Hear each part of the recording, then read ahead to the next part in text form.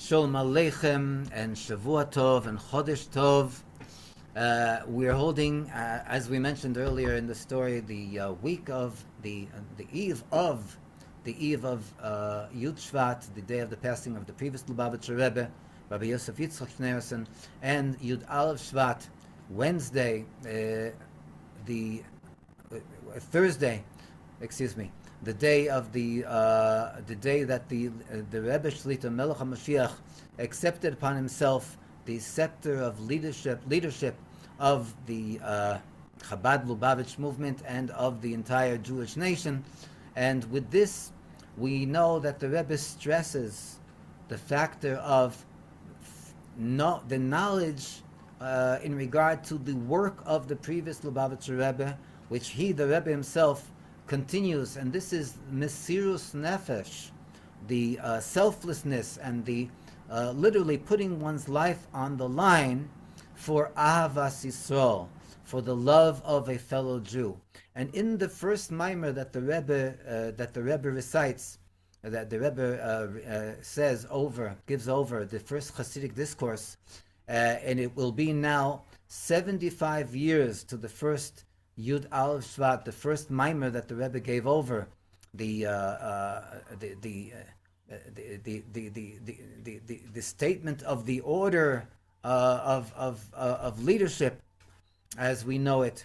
Bossi Legani, the Rebbe in the sixth letter there gives over something which is extraordinary.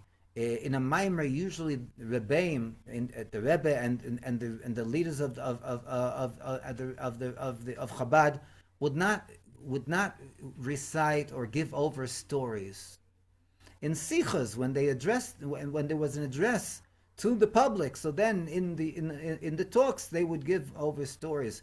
But here in a Hasidic discourse, the Rebbe gives over not one story, but 6 stories of each and every Rebbe, from the Alter Rebbe, Rabbi Shneir Zalman of Liadi, until the previous Rebbe, Rabbi Yosef Yitzchak Schneerson, and how in these stories is exemplified the concept of Mesirus Nefesh, literally going and putting one's life in danger in order to go and to be able to do the mitzvah of love for a fellow Jew.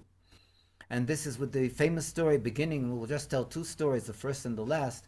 The first story with the Alter Rebbe, that he went in the middle of the Yom Kippur, at the beginning, of the Yom Kippur prayers, before Kol Nidre, the Alter Rebbe took off his talis and went across the town in order to go and to chop wood. It was already Yom Kippur, to chop wood, to light a fire, to prepare a soup, and to feed a woman who had just given birth. And apparently it was cold and snow outside. The woman had no one to tend to her at home with her child, and the Alter Rebbe went in the middle at the outset of Yom Kippur. The Alter Rebbe went in order to go and to take care of this woman that gave birth. And with the Frierdiker Rebbe, we know maybe we shouldn't skip. Since the Rebbe in his Hasidic discourse doesn't skip, so why should we skip? But we'll say it briefly. With the Mittler Rebbe of Dvar of Lubavitch, the Rebbe tells of how the Mittler Rebbe would receive people for personal audience, and there was one person that came in and we wanted to have a tikkun, rectification for an act that he did, and the Mittler Rebbe sat for a long time and started to say Tehillim, because later on it was found out that when the Mittler Rebbe, when a Rebbe in general gives a rectification, they first have to find this blemish in themselves, even if it's dakus shebedakus, even if it's in the slightest of manner. But the Mittler Rebbe, as hard as he tried, was not able to find such a blemish in himself. It was such a severe blemish. Only after he asked mercy from Hashem and he said chapters of Tehillim, then it was revealed to him, when he was able to go and to identify with this chassid, he was able to go and to give this chassid his tikkun, his rectification. With the Tzemach Tzedek, we see that there was a long period of time that he was not receiving the revelation of his grandfather, who already passed away, Rabbi Shneir Zalman of Liadi, the Alter Rebbe. And one morning when he was walking to shul, there was a butcher that came to him and asked for a gemach. He asked for a loan, an interest-free loan, in order to go into the market and to purchase animals, so that he will be able to go into afterwards sell the meat of the animals. And the Tzemach Tzedek told him that he would be pleased to go and to give him the interest-free loan after he finishes davening. And as he arrived in shul that morning, early in the morning, he already donned his talis, and then he realized, wait a second, this Jew, if he doesn't receive the money here and now at the beginning of the day, the market is going to be closed already, and then he'll only be able to get the animal at a very high price at the end of the market, because there won't be that much competition between the sellers. So he immediately went home. He took the money that the butcher asked him. He looked for him in the market, found him, gave him the money, and then he arrived back at shul. After he donned his talis and tefillin, all of a sudden, the Alter Rebbe appeared to him. This was after this act of Ahavas Yisrael that was exceptional in regard to the Tzemach Tzedek. In regard to the Rebbe Maharash, we know the story of how the Rebbe Maharash traveled all the way to France, to Paris, and he went and he took a lodging in a hotel there, and he was sitting in the bar, and at that point a Jew walked in and ordered a bottle of wine, and he sat down in order to drink his wine. The Rebbe Maharash got up from his place, and he went to sit down next to this Jew, and he told him, Junger man, yein nesach is metamtem hamoyach va'alev. He told him, young man, the wine of non-Jews, it causes to the mind and the heart of a Jew to be misconstrued. And then this Jew went up to the Rebbe, and the Rebbe Maharash went up to his room, and then this Jew went up to the Rebbe Maharash. He sat there for a long period of time after he was accepted into the Rebbe's room, and the way the story told is that this Jew became a great chassid, and his family, his children and grandchildren, were also of the families of Hasidim. Afterwards, with the Rebbe Rashab, there was a mission after a very severe decree from the communist government. The Rebbe Rashab had to go and to try to annul the decree. He had to travel to Moscow, and his brother, the Razor, Rabbi Zalman Aaron, went and told him, listen, your time is of very great value, and you are needed here in order to study and in order to tend to the Hasidim. And as far as your Russian is concerned, to talk to the government officials, so your Russian is not the greatest, and his brothers, Rav Zalman Aaron, the Razor, was much better. So he said, listen, I will substitute you for you to go to Moscow and to talk to the government to annul the decree.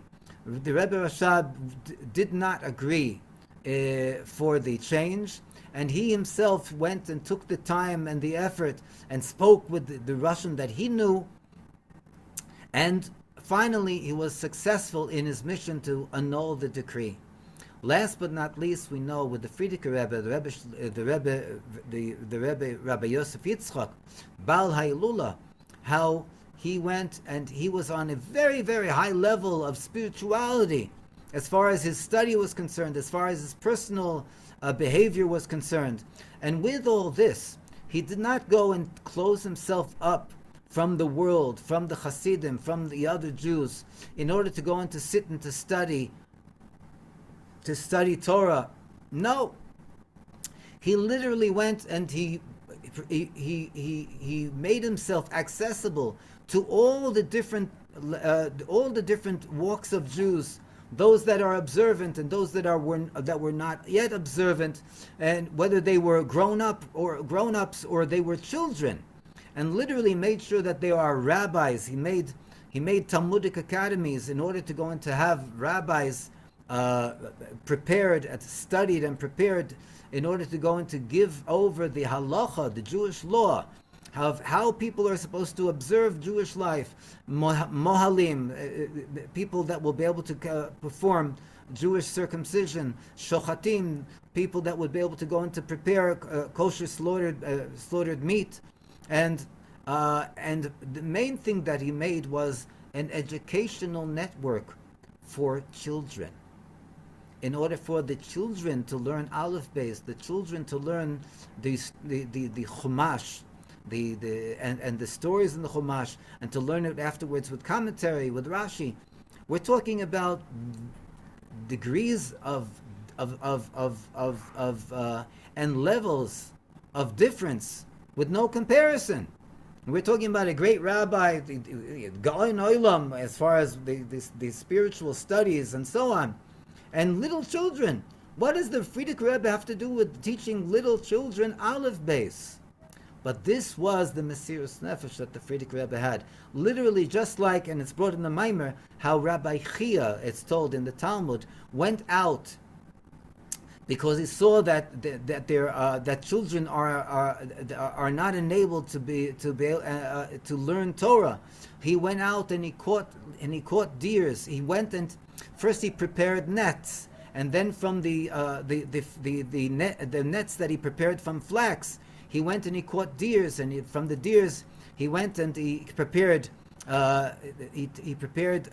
parchment from their skins, and on the parchment he sat down and he wrote Sefer Torahs in order to give many groups of children Sefer Torahs to study. And when he taught one group one part of the Torah, so this group taught another group the part of the Torah that they had studied, and so also vice versa. This was the examples that we see from our great Torah scholars, Talmudic scholars, that the Frierdiker Rebbe not only learned, but he actually he brought out into action as well. Again, the Mesirus Nefesh, the selflessness, and literally putting his life on the line, because in communist Russia then, it was something that was forbidden to do. You were not allowed to go and to gather together people in order to go and to teach them Torah. And if you were caught, chas v'sholom, so people were sent either to many long years in Siberia, which was literally almost like a death sentence, or they were literally put in front of a firing squad. This is what the Rebbe Shlitah Melech HaMoshiach comes and teaches us in regard to our relevancy and how we are meant to relate to our surroundings, to our fellow Jews, in a manner that not only do we not only care about them spiritually, but first and foremost materially, and we have to go and give them whatever they need in order to go and to support them so that they'll be able to live on begashmius materially, and afterwards also to elevate them spiritually so that they will be able to prepare themselves and prepare their environment, obviously ourselves and our environment, to greet the Rebbe Shlitah Melech HaMoshiach on a good and revealed basis, and teichef miyad mamish, immediately now, with happiness and joy, with peace and tranquility. Main thing, teichef miyad mamish. Let's start the at least one ois from the Dvar Malchus. The Dvar Malchus, we said, is the parsha of Achrei Kadeshim, even though this week is the Parsha of Beshalach, Shabbos Shira, the song of the split after the miracle of the splitting of the Reed Sea. But our order here is Achrei Kadeshim. In the hard copy, we're on page 128, and in the PDF file, it's page number 2. Achrei Kadeshim Misichos Shabbos Parshas Achrei Kadeshim Yud Gimel Iyar Hatinose. The Sicha of the portions of Achrei and Kadeshim, the 13th of Iyar, which is also correspondent with the Yortzeit, the day of the passing of the Rebbe's brother, Rav Yisrael Aryeh Leib, the 13th of Iyar, but this is the year 5751. Translated from Yiddish into Hebrew, Aleph. In regard to that which has been spoken about recently, in regard to the true and the complete redemption, that we are waiting for it every day, and we are hoping that it should come every day. Like it's brought in Jewish law, that a person that takes a vow that he will not drink wine on the day that Mashiach will arrive. What is the din? What is the law? He is forbidden to drink wine forever. Why?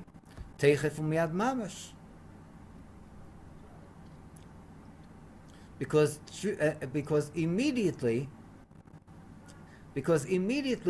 a Jew is meant to have the emunah that Mashiach is going to come now.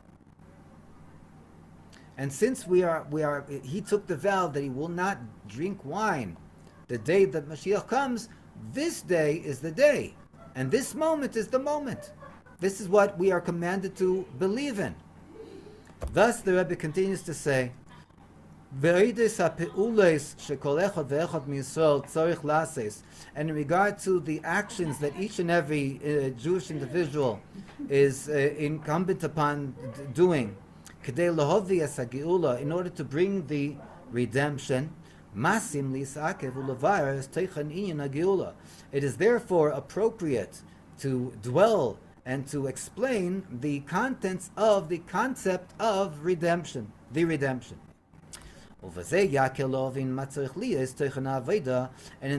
through this it will be easier to understand what needs to be the contents of the service that is required in order to bring the redemption. And how one is meant to prepare for the situation of redemption. The contents of everything is expressed through its name. So also in regard to the redemption. We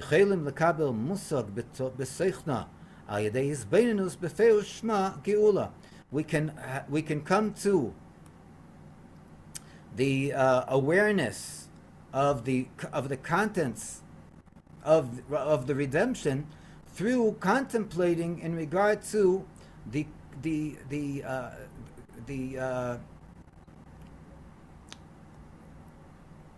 perush, the explanation of the name Geula, redemption. The concept of the redemption is found in the Torah through different expressions. Beginning with the 4 expressions of redemption as it's brought in the Kosov, in the scriptures. And it's incredible, it's interesting, because we are now in these weeks dealing, actually we dealt with the 4 expressions of Geula last week in the portion of Bo. So here the Rebbe in the portion of Achrei Kadeshim is dealing with what we are living with right here and now. The 4 expressions of Geula. V'hoitseisi, 1, v'itzalti, 2, v'goalti, 3, v'lokachti, 4. I will take them out, I will save them, I will redeem them, and I will take them. Ve'aloshon hachamishi, and the fifth expression, ve'hevesi, and I will bring them to the promised land, to Eretz Yisrael. Ve'afal pi shetochna makloli shel kol lashonos elu hu yitzia migolus, and even though the contents, the general contents of these five expressions, is the exodus from exile. Yeshnoi ilui beloshen geula. There is a higher level in when we deal with the expression of geula, the expression of redemption. V'yesh lemar shebiglal ma'ila zu, and we must say that because of this virtue, nikres kol geula uvimiuchad geula mitzvah shlema. Therefore, every redemption, and especially the true and the complete redemption, is called befi kol Yisrael, in the mouths of all the Jewish nation, b'shem geula stam. It is called by the name geula, redemption, without any other titles. Dafka hageula ha'acharena hi hageula mitzvah shlema behei hayediyah. Specifically, the last redemption is the true and the complete redemption with Hey Hayediyah, with the THE, expressing that it is the exclusive redemption. Kevan Shemila Zeh, since this word Geula, redemption, Mevates esateichen shel hageula mitzvah shlema, expresses the contents of the true and the complete redemption. Bamila geula reim dvar pela. In the word geula, we see a wondrous thing. Teva base. We started just now. Ois base. Tevas geula. The word geula. He oisan oisius the tevas goila. It is the same letters as the word goila, which means golus, which means exile. Two opposites. Ela b'tesefes aleph, but it's with an additional letter of aleph. Geula. V'chid'isa b'medrash, and as we find in the homiletic writings, shebemila gula, that in the word gula, v'gula al rasha, that there is a round ball on its head. Yeshnam shnei perushim. We have two commentaries. Train, shnei amoraim. There are two Talmudic scholars, Amorites, Amoroim. Chad Omar Goyla Loshen Golus. One says that Goyla is coming from the connotation of Golus, exile. V'chad Omar Geula. And one says that the word is coming from the word Geula, redemption. V'yadua bir bazeh, and the clarification in this is known. Shetesefes ha'alef she'al yodei nasa mibchinas Goyla bechinas Geula, that it is through the addition of the letter aleph in the word Gola that we come to the concept of Geula, that we come from the exile Goyla to Geula with the aleph, Goyla with the aleph, redemption, Geula. Kai ala aleph da'alufa shel olam. What is this additional aleph that we add to bring redemption? This is speaking about the aleph which represents Alufay Shel Olam, the champion of the world, of the universe, which is Hashem. Shal Yedeha Veda Debnei Yisrael Bagolus, that through the service of the children of Israel in exile, Lehachnis Lam Shichu Legolis, to put in, to assert, and to draw down and reveal, Es HaAleph, the letter Aleph, Shel Alufa Shel Olam, Begolus, that represents the Rebbeinu Shel Olam, the master of the universe, in exile. Nasa migoyla geula. We have the ability to make from Goyla, exile, Geula, redemption. V'lechura einu muvan, and seemingly it's not understood. Geula hi hahepech hagomer megolus. Redemption is the exact opposite of redemption, of golus, of exile. V'im ken, if so, hayitochen shetevas geula koilelis b'seicha as tevas geula golus. How could it be that the word geula, redemption, includes within it the word goyla, which is exile?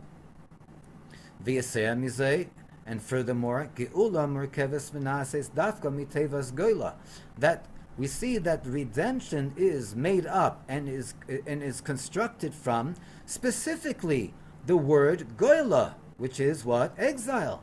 Ad shereva yisias de geula, to the extent that the majority of the letters of the word geula, redemption, hinan be'etzem goyla, are actually goyla, which is what? Exile. And the addition is only expressed through the one letter aleph. V'gamrei shateva, and also the beginning of the word of the geula, nishar hagimel, remains the letter gimel. The goyla of what? Where is this coming from, this gimel? From the word goyla, which is exile. And with this, we have yet to see the answer of how one brings to the other. The answer is actually very clear, because during the concept of the service of the Jewish nation in the Gola, in the exile, this is exactly drawing down and revealing godliness through our study of the Torah, through our observance of the mitzvahs. This is how we bring about the revelation of the Geula Hashlema V'Amitis, the true and the complete Geula, with the revelation of the Rebbe Shlitah Melech HaMoshiach, and it should be Teichef Umiyad, mamish, immediately now. Yechi Adonenu Moreinu V'Rabbeinu HaMelech HaMoshiach Chai V'Kayam La'olam Voed. Amen.